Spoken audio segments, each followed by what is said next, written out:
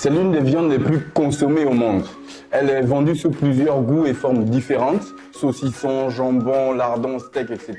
Je me souviens quand maman faisait les courses, ça ne manquait jamais. Enfin, sauf quand j'avais échoué. À l'école, bien sûr.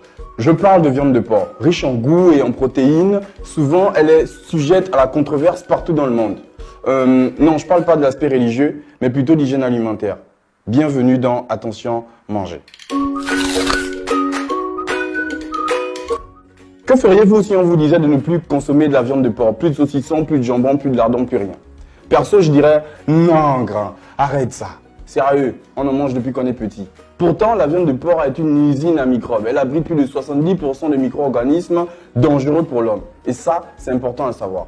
Le cochon mange toutes sortes de déchets et choses infectées. Je ne vais pas vous faire la liste, il y a peut-être des gens à table. Ensuite, après avoir mangé toutes ces choses, ils se retrouvent quelques heures plus tard dans des abattoirs, puis quelques temps plus tard dans nos assiettes. Schéma simple. Le cochon a l'un des systèmes digestifs les plus rapides et les plus pauvres du monde animal. Ça lui prend environ 4 heures seulement pour digérer un repas. C'est à peu près le même temps qu'un homme adulte prend pour digérer le sien. Mais la différence est qu'on ne mange pas les mêmes choses, bien entendu.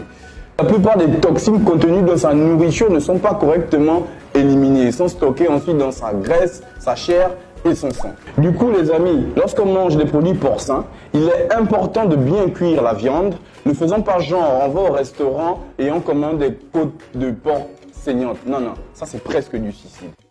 Au-delà de la cuisson, il y a aussi la conservation. Faire attention à combien de temps la viande reste dans le frigo ou à l'air libre est très important.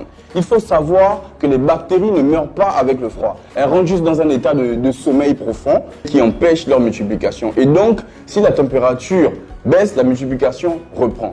Par exemple, si la tranche de jambon change de couleur, quand le toucher ou commence à émettre une odeur, cela veut simplement dire qu'elle est impropre à la consommation et donc qu'il faut la jeter. S'il vous plaît, ne mettons pas notre santé en danger pour rien. Je ne suis donc pas en train de dire de ne plus manger la viande de porc. Franchement, le choix vous revient, vous faites ce que vous voulez. Je dis juste qu'il faut faire attention à ce qu'on mange. En un mot, luttons pour une alimentation saine.